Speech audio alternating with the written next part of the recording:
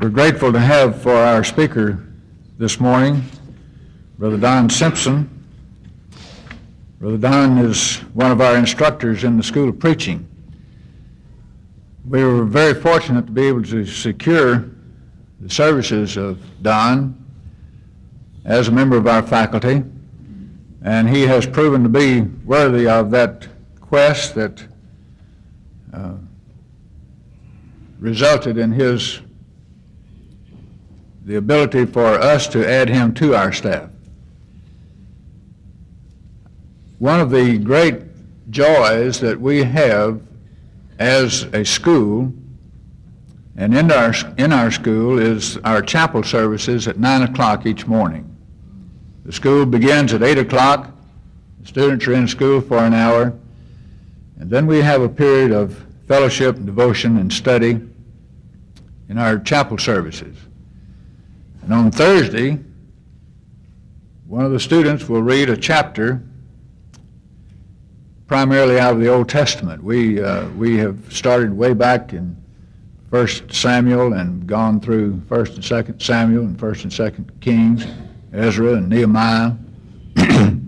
Now we're in the book of Job.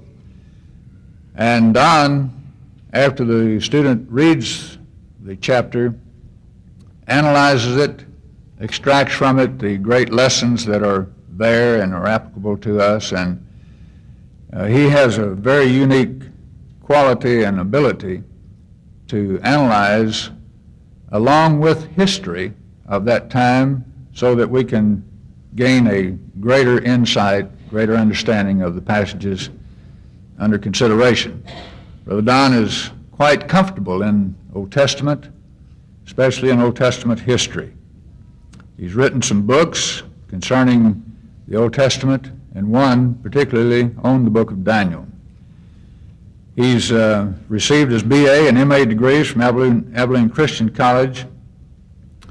He's done most of his work for the MTH degree at Alabama School of Religion. He's done classwork on his PhD at Tennessee Bible College. He's authored 3 books. He's preached in Michigan and in Tennessee, and until recently at Godley, Texas, and in other places in Texas, Weatherford and other places. And he and his wife have 3 children, and we are just delighted that he is with us today to speak on the subject, Courage of Conviction, centered around the theme of Daniel 1 and verse 8. Brother Simpson.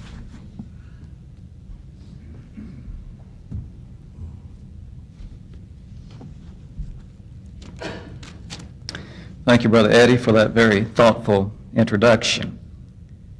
The text this morning is found in Daniel 6 and verse 10, which reads, "And when Daniel knew that the writing was signed, he went into his house. Now his windows were open in his chamber toward Jerusalem, and he kneeled upon his knees 3 times a day and prayed and gave thanks before his God as he did aforetime." Perhaps it is the case that you and I cannot determine fully the kind of environment in which we would like to live. Perhaps it is the case that you and I cannot determine the shape of the body which houses our souls. And sometimes we may feel as though our lives are nothing more than huts in a foreign country. But somehow our environment has just simply pushed us down. That somehow our environment has become omnipotent. That there is no way we can be the kind of men and women of God we want to be because environment won't let us be. If that be the case, then I think it's a good idea to go back and read the book of Daniel.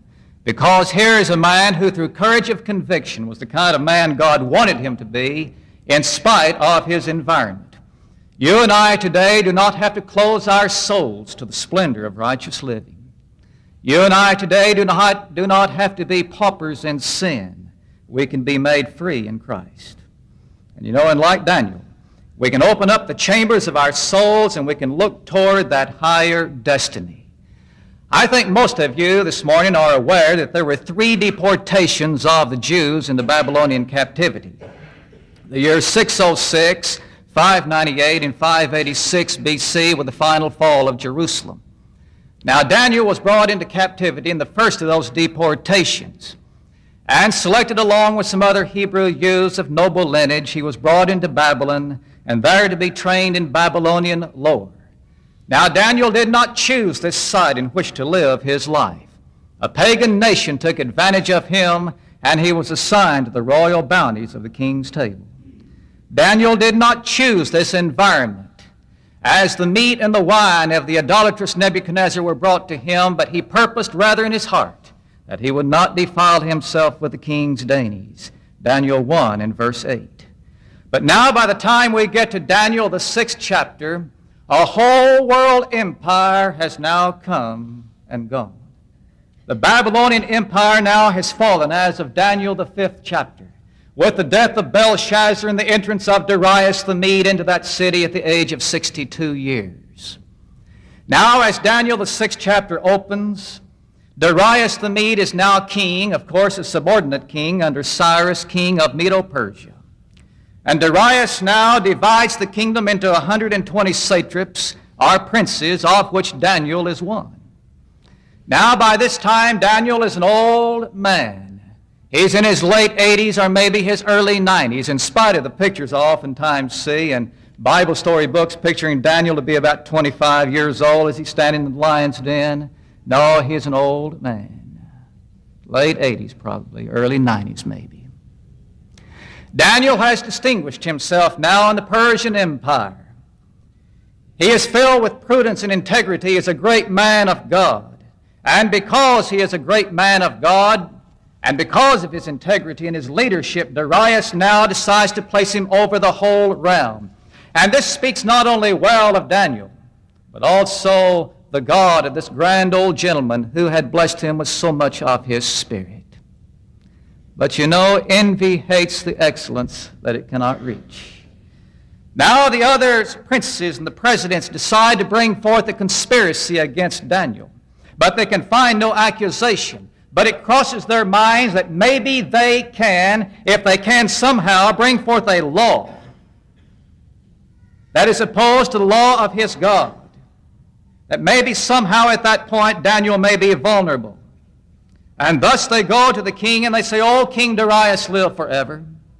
And they put forth this proposition that any man who asks any petition of any god or man for a period of 30 days, save of the king himself, shall be cast into the den of lions. Now Daniel, when he knew that the writing had been signed, went immediately to his house. And what did he do? He bowed his knees, and he opened his chamber toward Jerusalem. As he had done aforetime, he went to his God in prayer. Surely he must be a fanatic. Surely he must be a headlong zealot. No, my friends, Daniel was the wisest of men, the most far-sighted of men, a diplomatic statesman. He had not miscalculated the cost. He had not miscalculated the danger as he calmly and deliberately went into his house. Now you will notice that Daniel opened his chamber toward Jerusalem. Why Jerusalem? You know, it has been said that more wars have taken place in terms of Jerusalem than any city upon this earth. That may be the case. But anyway, students of history are aware that Jerusalem has been anything else but a peaceful city. It has been traversed by marauding armies for thousands of years, buffeted between nations at war, with its inhabitants sold into slavery more than once. And now the Hebrew people had been in Babylon for almost 70 years when Daniel dared to open his window. But you know, in terms of all that destruction of Jerusalem, my friends, it didn't have to be that way. It didn't have to be that way. I do not know of a city in all the history of the world that has had more opportunity than Jerusalem. I mean, this was the holy city of God. This was Zion. This was the city selected by God to be the capital of the Hebrew people, that covenant nation. This was the city to which strangers would look as they would pray toward that temple, 1 Kings 8:41 through 43. This was the city where Solomon lived, endowed with riches and wisdom far exceeding any man of his time. But Jerusalem sinned, and it is now judgment time. And as you open up the book of Ezekiel, for example, the first chapter, I know you've read that chapter. Ezekiel now has a vision This is in the year 592 BC, or, as the text says, the 5th year of Jehoiakim. Ezekiel now sees a strange vehicle. He sees, as it is, a whirlwind and a cloud and a fire, as it is coming from the north and coming down toward that holy city. Upon this strange vehicle, which I would wish to call the war wagon of God, he sees 4 living creatures, identified in Ezekiel 10 as cherubims. These cherubims have eyes, and they look straight ahead, and they move not to the right or to the left. Their judgmental appearance is as coals of fire and of lightning. The noise of this vehicle is as the voice of the Almighty and the voice of a great host. And then as the vision concludes, Daniel sees atop this vehicle, as it were, a throne and a figure, as it is the appearance of the likeness of the glory of the Lord. What is this vision? It is a vision of judgment upon the idolatrous and vice-intoxicated inhabitants of Jerusalem. But remember, it didn't have to be that way. But do you not remember in Jeremiah 25 and verse 9 that Nebuchadnezzar is called my servant? That is, that Babylon will be the instrument whereby Jerusalem is made an astonishment and a hissing and a perpetual desolation. They, like their fathers, had become impotent and stiff-hearted, Ezekiel 2 and verse 4. They had filled his sanctuary with abominable and detestable things, Ezekiel 5 and verse 11. They had built altars and images and high places on top of every high hill, every mountain, under every green tree and every thick oak, Ezekiel 6 and verse 13, and now it is judgment time. And now they've been in captivity almost 70 years as Daniel now opens his chamber toward his beloved city, the city of his memories. What does that mean to us today? You know, there's an old adage which says, he who fails to learn from history is doomed to repeat its mistakes. I think there's some truth to that. You know, the story of Daniel parallels situations every day in our nation, and whether young or old, we can all learn from Daniel. As for prosperity in our nation, things are going very well with us. We've cast our lot upon a fair ground with a goodly heritage. As for religion, I know of no bone-breaking threats of a lion's den to be a nominal member of, quote, a church. Church buildings are scattered across our nation like shopping centers in every city. Church buildings are within easy reach of almost any place we may be. We live in a religious supermarket of church buildings. Somebody says it's easy to be a Christian in America. Oh, yes, it's easy to be a nominal Christian in America. We lose no comfort or power or prestige in our flirtation with religion. And in the midst of all of this ease, it strikes us, you know, it'd be for our advantage to be a member of a church. It would be for our advantage to conform more closely to the laws, that is, the moral, social, and religious laws around us which society has established. And when we become a member of a church, we certainly don't want to get involved in any religious scruples. And we don't want society to think that we're laying down any rules of conduct. Oh, my friends, we need Daniels today. We need brave, courageous men and women who have the courage of conviction. Too many of us, in our miserable self-deceit, have silenced the voice of our conscience, finding ourselves further and further removed from God without remorse. Oh, what's wrong with silencing the voice of our conscience, someone says. It's just a matter of personal opinion, isn't it? Just for our self-interest? Oh, but it was this matter of conscience that made Daniel the man he was, because he knew that to silence the voice of his conscience would be not only to his own peril, but it would be to the peril of his people. And being the brave, courageous human soul that he was, he would dare not retract.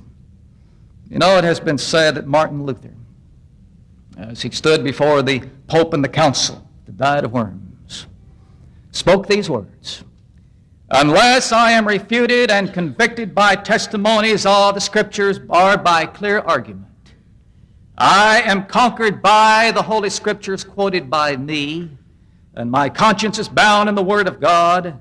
I cannot and will not recant anything. Here stand I, I cannot do otherwise. God help me.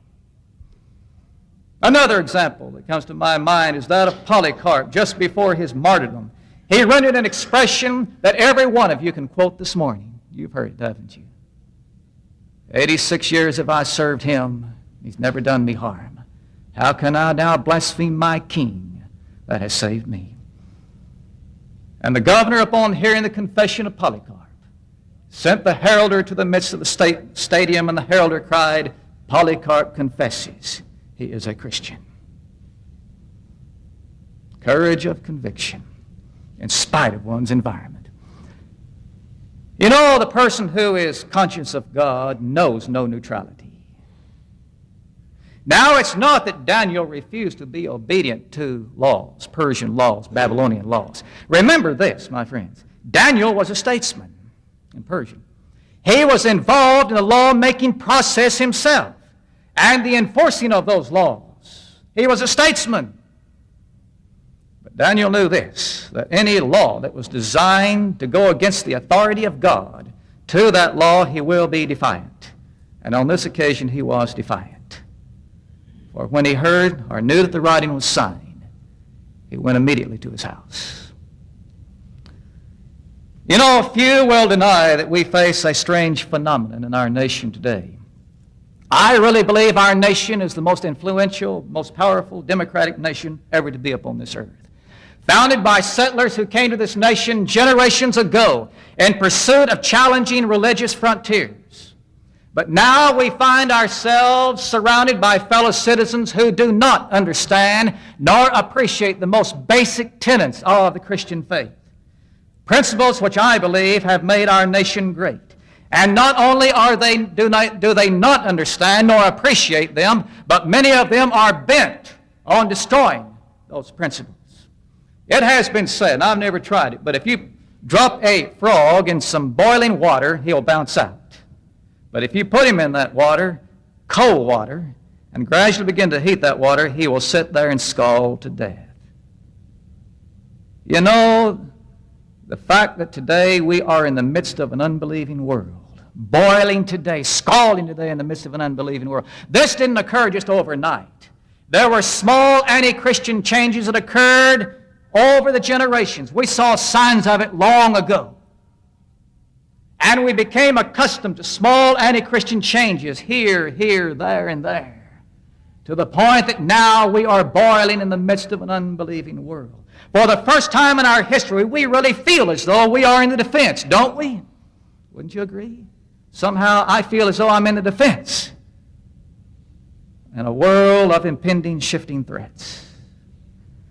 But like Israel of old, we sin because we assume for too many years that since our forefathers who came to this nation generations ago based their considerations upon certain principles of faith, and since they repeatedly in their acts of state recognize the sovereignty of God, that surely we will continue to reap the bounties of continued blessings. Well, haven't we been church-going people? Haven't we given God honor in our patriotism?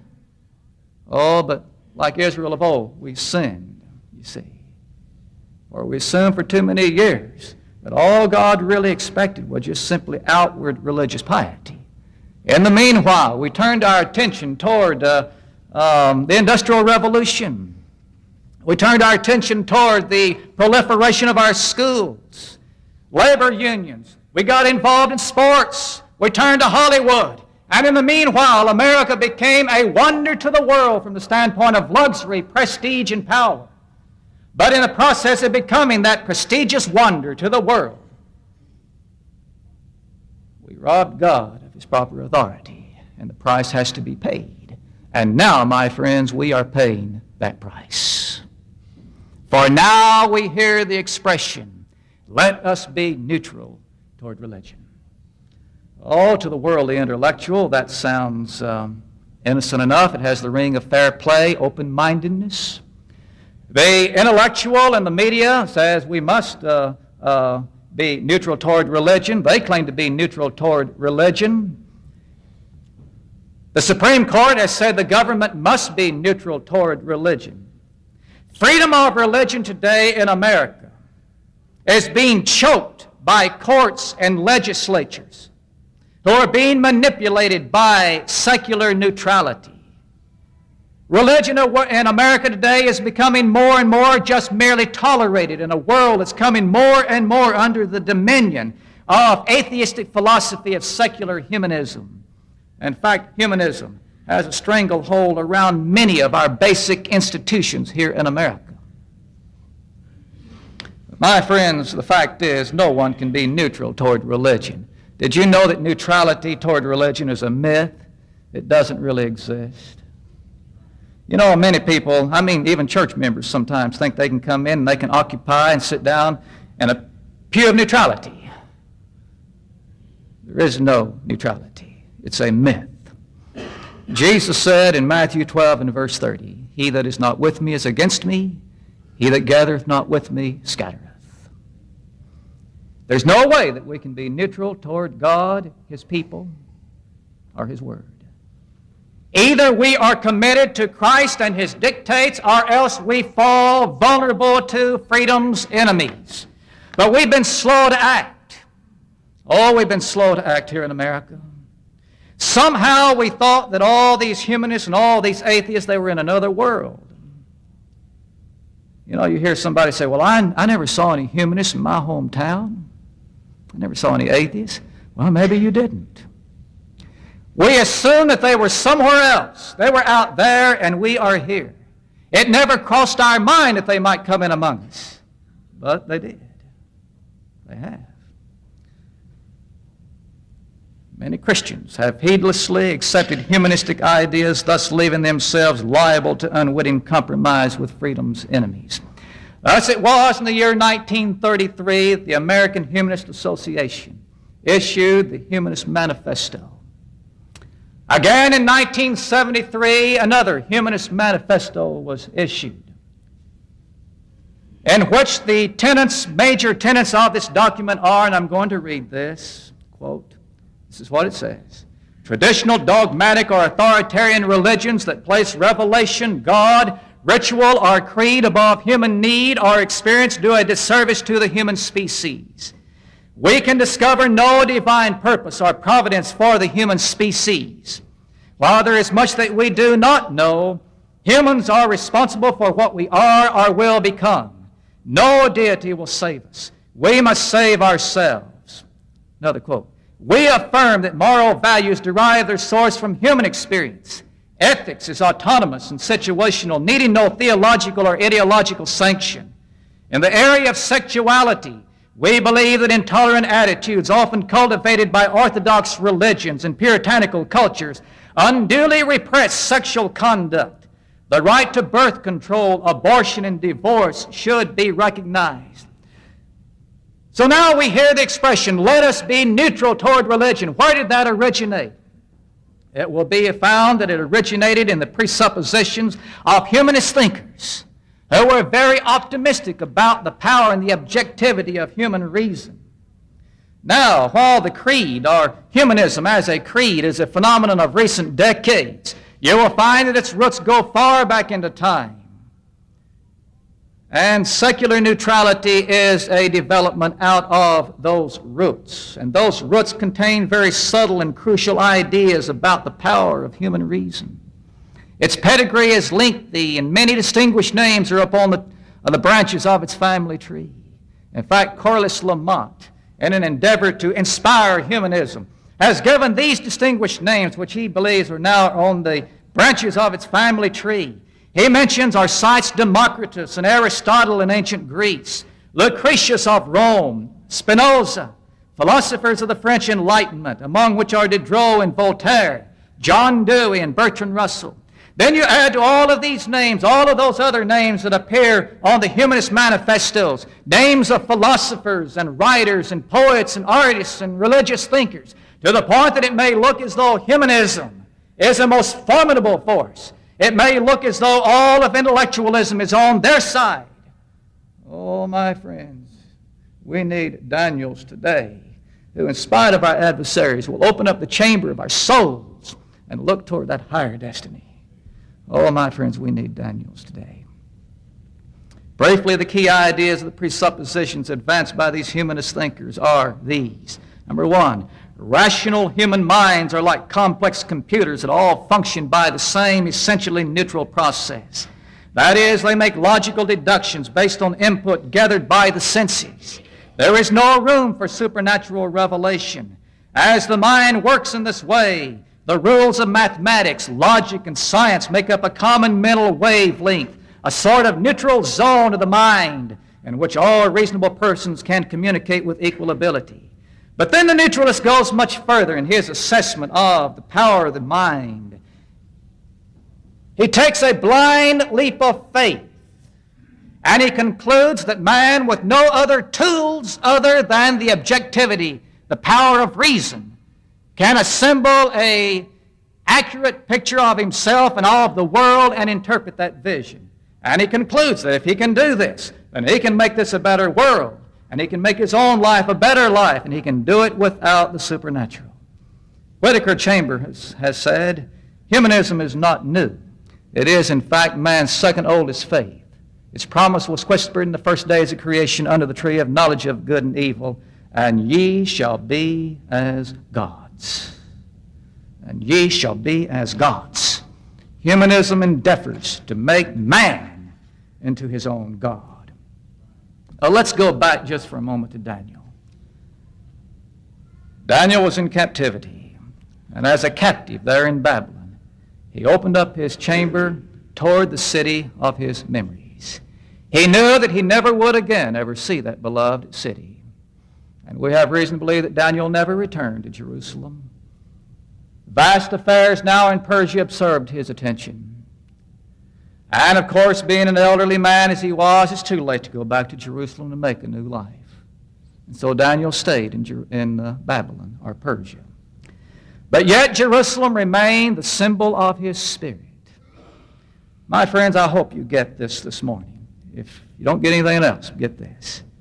That Daniel was not just simply praying toward a city.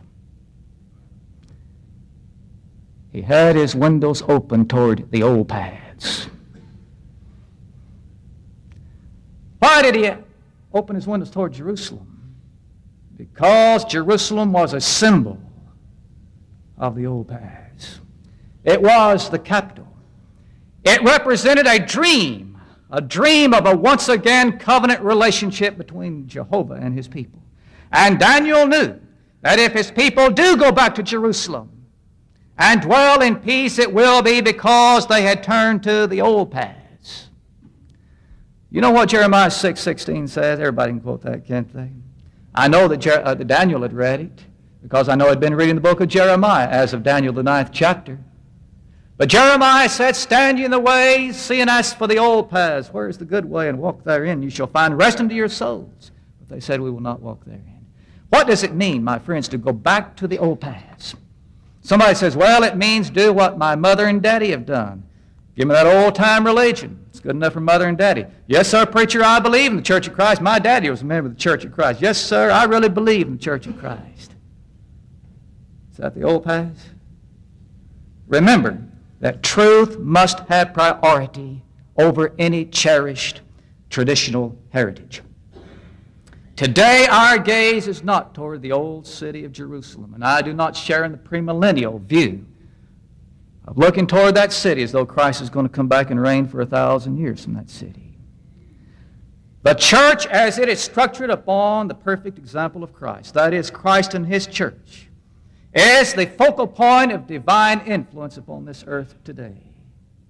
You and I must proclaim the old paths. We must proclaim, thus saith the Lord. We must preach that old gospel that was once delivered to the saints, Jude 3. For the strength of our nation, for the good of the church, for the strength of the church, and for the good of our homes, we must proclaim, thus saith the Lord. The man of the world today is fed up with religious quackery.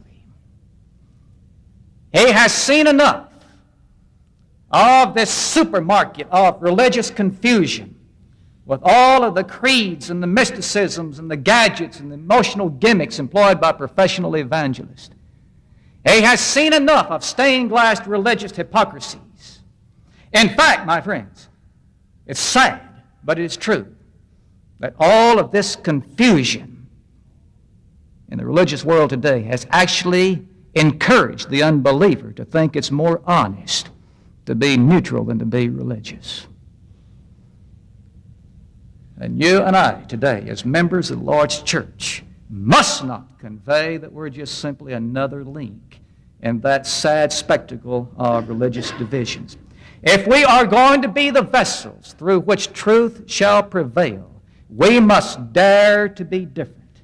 Preachers must proclaim the truth, predicated upon plenary verbal inspiration of the Bible. Elders must be mindful of absolute truth. And yet many of us are talking about unity in diversity.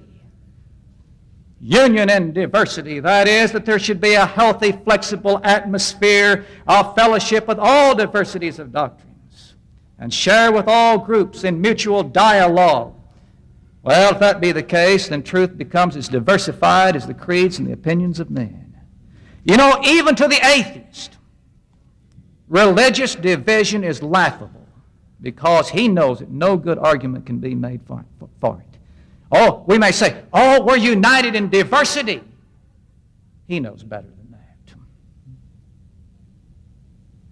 If we are not going to be distinct, be mindful of restoration, proclaim, thus saith the Lord, to be that church which Christ established, and give reason why that is the case, then why should we exist as another religious organization? In fear to make a stand for absolute truth, some among us have become agnostic. That is, that if there's going to be a serious study of the Bible, all it can provide is just simply an honest search for truth. But objective knowledge of absolute truth cannot be obtained. That is, if one is going to be honest. Truth or absolute truth, well, there is no absolute truth, but it just simply remains tentative and relative. Thus, in the religious world today, agnosticism seems to be the only honorable refuge for the educated mind. The Bible tells us about those who are ever learning and never able to come to a knowledge of the truth. 2 Timothy 3 and verse 7. I do not believe that anyone here this morning would claim to know everything about the Bible. I know I don't. I don't believe you will. But there are some things which we can know. You can know it absolutely. What can you know? Jesus said, and ye shall know the truth, and the truth shall make you free. Certainly there is a time in which people must search for truth, but there must come a time in which they can recognize that truth exists. Absolute truth, and that they can predicate their life upon it. If it is the case that all we can do is just simply expand our knowledge into an endless pursuit, and we cannot for certain say, I know that God exists, or I know that the Bible is plenary verbal inspiration, or I know that Jesus is the Son of God. If I can't know that absolutely and for certain, then I allow for every ungodly philosophy, every ungodly doctrine to place its stake in the territory of my marginal uncertainty. For example, if I say I don't know for sure that God exists, then I can't say atheism is absolutely false. And the atheist will make us take his claim in the margin of my uncertainty, no matter how small it may be, and he'll begin to try to widen that uncertainty. And I'll wish that I'd never allowed him to stake a claim there. Truth is communicated by the divine mind. As Paul said, whereby when you read, you can perceive my understanding in the knowledge or in the mystery of Christ. Ephesians 3 and verse 4. Paul said, I am set for the defense of the gospel.